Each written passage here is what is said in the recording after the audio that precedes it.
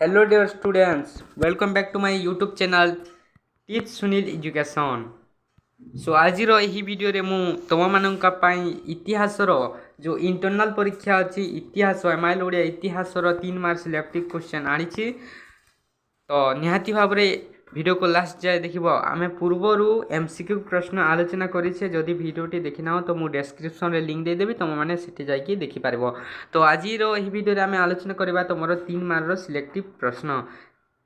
तो यही प्रश्न पूरा 100% आसब पाने कहीं यहाँ इंटरनल बोर्ड एग्जाम 2024 प्रस्तुति अटे। तो चलतु भिडियो को स्टार्ट करवा। तो ता पूर्व आपण मानक गोटे छोटिया सा रिक्वेस्ट करी जदि चैनल नुआ थे चैनल को सब्सक्राइब करेंगे, वीडियो को लाइक करके सांग मान सहित निहाती भाव शेयर करेंगे। तो चलतु आम से प्रश्न गुड़ी को आलोचना करवा। तुम 3 मार्क प्रश्नर नियम होउछि कवि परिचय 1 मार्क, कवि परिचय दे 1 मार्क और उत्तर पाई 2 मार्क अच्छे पिला माने। तो देख प्रश्न कौन अच्छी प्राबंधिक मतरे कल्पना विलास कौन। तुम मैंने केमी लिख देख प्रबंध इतिहास प्राबंधिक विश्वनाथ कर। तो लिख तुम इतिहास क्षमताशील वीर पुरुष मानकर विवरण मान बढ़ाई चढ़ाई और आडंबर सहकारे वर्णित होगाकू प्राबंधिक कल्पना विलास बोली आख्या प्रदान करिसंती। सेही वीर माने देवता बा देव अंशरे जात एवं सेमानंक कार्यकलाप अलौकिक बोली विवेचित होइथाए। भारतर प्राचीन इतिहास यही प्रकार कल्पना मिश्रित विवरण छड़ा आउ किछि नुहे। तो तार आंसर देख लो एमती प्रकार तुम मैंने आंसर टी लिख उत्तरटी प्रथम कवि परिचय देदेव तापर तार उत्तर लिखिदेव। यहाँ 3 मार्क आसीज पिला माने 2 मार्क भी सेमती हेबो।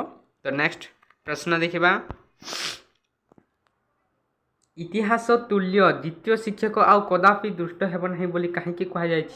एटा भी सेम सेमती हेबो। लेखा इतिहास लेखक विश्वनाथ कर तुम प्रबंध लिखिले भी हेबो, प्रबंध प्राबंधिक लिखिले भी हेबो, लेखक ओ लेखा लिखिले भी हेबो। तो देख इतिहास पाठ द्वारा सकल अविश्वास तिरोहित हुए, दृष्टि उज्ज्वल हुए, सर्वत्र सत्यर जय मंगलर जय पुण्यर जय प्रत्यक्ष करी प्राण आशा और विश्वास रे पुलकित हुए।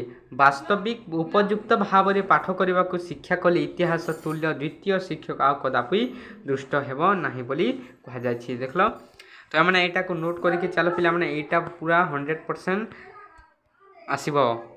तो परवर्ती प्रश्न देखा आम केतेबेले इतिहास अध्ययन विडंबना मात्र, केतेबेले तार उत्तर देख प्रबंध इतिहास प्राबंधिक विश्वनाथ कर।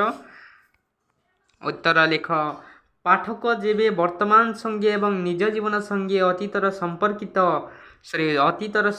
विस्मृत होई इतिहास अध्ययन करने को प्रवृत्त हुअन्ति तेबे से इतिहास अध्ययन विडंबना मात्र। केतेबेले विडंबना मात्र ना पाठक जेबे वर्तमान संगे एवं निज जीवन संगे अतीतर संपर्क विस्मृत होई इतिहास अध्ययन करने को प्रवृत्त हुअन्ति तेबे से इतिहास अध्ययन को विडंबना मात्र।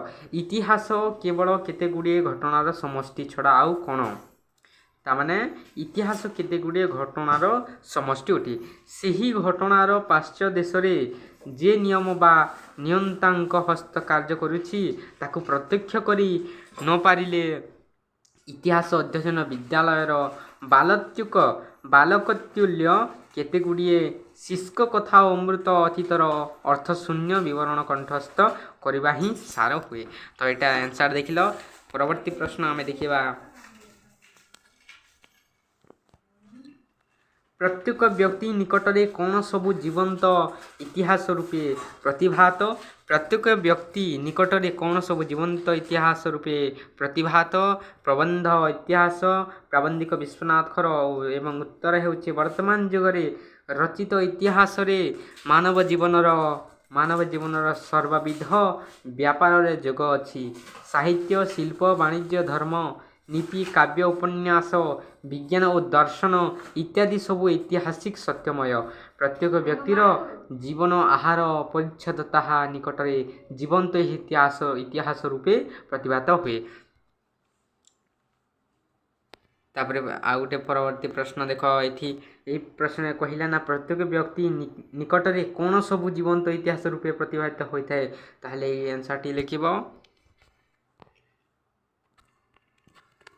खाता धरिकी नोट कर चल पे तापर देख परवर्ती प्रश्न रे 5 नंबर प्रश्न आसला प्रत्येक जातिर इतिहास क्यों साक्ष्य प्रदान करुअछि प्रत्येक जाति सबु जातिर प्रत्येक जातिर इतिहास गुड़िक क्यों साक्ष्य प्रदान करुछि ना प्रबंध इतिहास प्राबंधिक विश्वनाथ कर यहाँ ओल्लैकी जीव केवल भोग विलास आमोद और आलस्य रे दिन कटाई कौन सी व्यक्ति बा समाज उन्नति लाभ करि न पारे एतद् व्यतीत नीतिहीन अनुदार जाति कदापि सभ्यतार उच्छदर सोपान रे आरोहित करि न पारे प्रत्येक जातिर इतिहास यही साक्ष्य प्रदान करुछि तो पिला माने एता हला आंसर तापर आ गोटे परवर्ती प्रश्न देखिबा हमें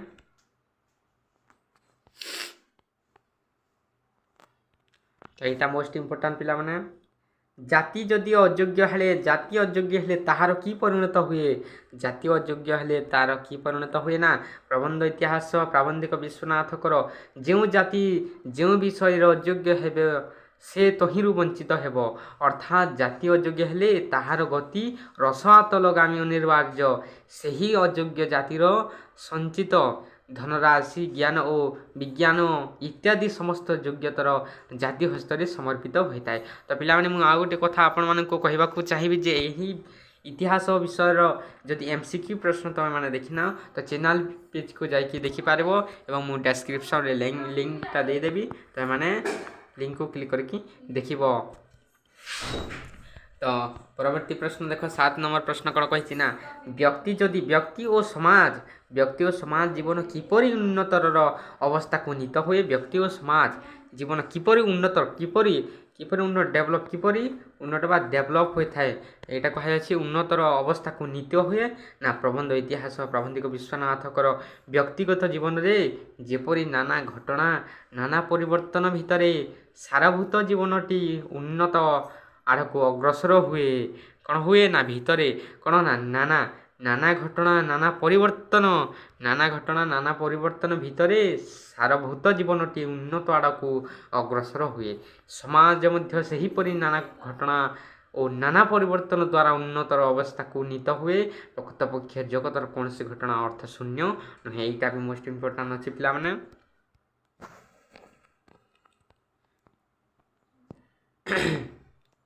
8 नंबर क्वेश्चन देख अंतरतम प्रदेशर साधारण भूमि रे ठिया हेले मनुष्य कहार प्रत्यक्ष दर्शन करी स्तंभित और मोहित हुए कौन ना प्रबंध इतिहास प्राबंधिक विश्वनाथ कर यहीटा को केबे भी भूल ना जदि तुम आंसर टी लिखिपार ना तो केवल विषय तार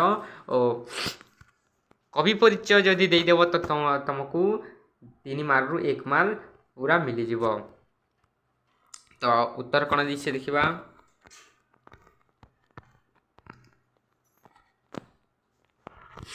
समग्र ब्रह्मांडर अंतरतम प्रदेश रे एपरि एक साधारण भूमि अच्छी जोठारे कौनसी प्रकार भेद बा वैषम्य प्रदुष्ट हुए नाही सही साधारण भूमि रे ठिया हेले मनुष्य आपना भितरे समस्त ब्रह्मांड प्रत्यक्ष करने को समर्थ हुए और सर्वत्र सर्वमंगलमय विधातांक प्रत्यक्ष हस्त दर्शन करी स्तंभित और मोहित हुए तो पिला माने एटा भी बहुत मोस्ट इम्पोर्टाट अच्छे एटा तुमर 2024 बोर्ड रे आसीथिला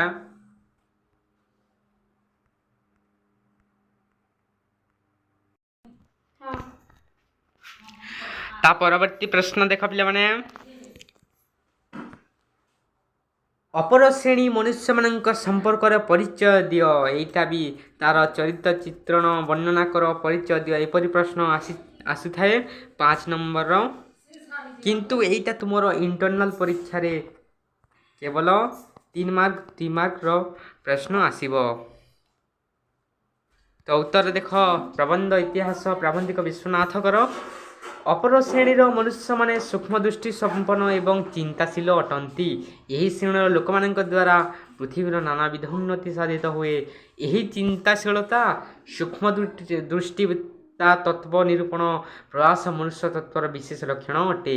ଏହାର ପ୍ରଭାବରେ ମାନବ ସମାଜର ବୈଷୟିକ ଓ ଆଧ୍ୟାତ୍ମିକ ଉନ୍ନତି ସାଧିତ ହୁଏ। ଏଇଟା ବି ଇମ୍ପୋର୍ଟାଣ୍ଟ ଅଛି, ଏଇଟାକେ ଭଲସେ ମନେ ରଖିବା ପିଲାମାନେ। ତ 10 ନମ୍ବର କ୍ୱେଶ୍ଚନ୍ ଦେଖ, ଲାଷ୍ଟ ନମ୍ବର କ୍ୱେଶ୍ଚନ୍, କେଉଁଠାରେ ଦେଶ ଓ କାଳର ଦୂରତ୍ୱ ବିନିଷ୍ଟ ହୋଇଯାଏ? କେଉଁଠାରେ ନା ପ୍ରବନ୍ଧ ହେଉଛି ଇତିହାସ ପ୍ରାବନ୍ଧିକ ବିଶ୍ୱନାଥଙ୍କର। ମୁଁ ବାର ଏଥିପାଇଁ କହୁଛି ତୁମମାନଙ୍କୁ ମନେ ହେବ ଏବଂ ତୁମେ ଯଦି ଉତ୍ତର ନ ଆସେ ତ ଏଇଟା ଲେଖିକି ଗୋଟିଏ ମାର୍କ ପାଇପାରିବ। ତ ଦେଖ, ସମଗ୍ର ବ୍ରହ୍ମାଣ୍ଡରେ ଅନ୍ତରତମ ପ୍ରଦେଶରେ ଏପରି ଏକ ସାଧାରଣ ଭୂମି ଅଛି ଯେଉଁଠାରେ କୌଣସି ପ୍ରକାର ଭେଦ ବା ବୈଷମ୍ୟ ପ୍ରଦୃଷ୍ଟ ହୁଏ ନାହିଁ। ସେହି ଭୂମି ଉପରେ ଦଣ୍ଡାୟମାନ ହୋଇପାରିଲେ ମନୁଷ୍ୟ ଆପଣା ଭିତରେ ସମସ୍ତ ବ୍ରହ୍ମାଣ୍ଡ ପ୍ରତ୍ୟକ୍ଷ କରିବାକୁ ସମର୍ଥ ହୁଏ। ସେହିଠାରେ ସେ ସର୍ବମଙ୍ଗଳମୟଙ୍କୁ ଲାଭ କରି ସ୍ତମ୍ଭିତ ଓ ମୋହିତ ହେବା ସହିତ ଦେଶ କାଳର ଦୂରତ୍ୱ ବିନିଷ୍ଟ ହୋଇଯାଏ। ତ ପିଲାମାନେ, ଏହା ଥିଲା ତୁମର ଯେଉଁ 10ଟି 3 ମାର୍କର ସିଲେକ୍ସନ୍ କ୍ୱେଶ୍ଚନ୍ ମୁଁ ଦେଇଦେଲି। ତ ଯଦି ଭିଡ଼ିଓ ଭଲ ଲାଗିଥିଲେ ଭିଡ଼ିଓକୁ ଲାଇକ୍ କରିକି ଚ୍ୟାନେଲକୁ ନିହାତି ଭାବରେ ସବସ୍କ୍ରାଇବ୍ କରିବେ ଏବଂ ସେୟାର କରିବେ। ଧନ୍ୟବାଦ। ଦେଖା କରିବା ଆଉ ଗୋଟିଏ ନୂଆ ଭିଡ଼ିଓରେ।